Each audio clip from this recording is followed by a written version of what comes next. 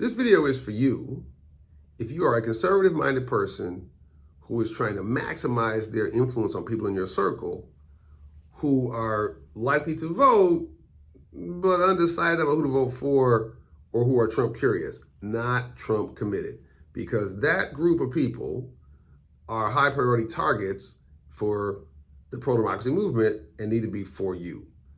So you're at the Harmonize step of the reach method. And Harmonize is that fourth square of the quadrant where you're trying to surface experiences they've had that lead them away from Mr. Trump.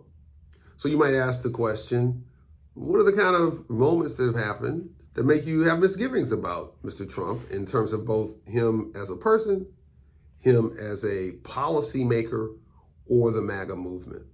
You might refer back to the motivational interviewing if you did that before, whereas before, if they were 6 out of 10 for Trump, 10 is for Trump, you asked before, why are you not 0? They gave you the pro-Trump reasons. Now you're saying, well, why are you not 8? Why are you not 9? What pushes you against that? You're trying to surface their reasons why and the experiences behind those reasons.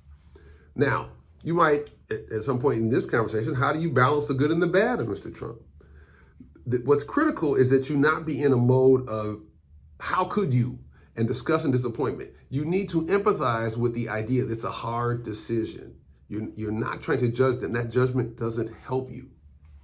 So you also want to make sure that if when the conversation ends, and this might not be the only conversation you have, influence doesn't happen in one conversation, you want to express appreciation for them and for this conversation, because you conceivably have had a really useful, honest, non-divisive conversation if you have stayed calm and non-judgmental, because they're somewhat undecided and you are showing them compassion and non-judgment. And so you should express appreciation for that. And maybe you want to talk about it again.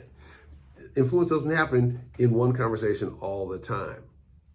Your point is that you have created a collaborative space where you're both examining your experiences that push in both directions.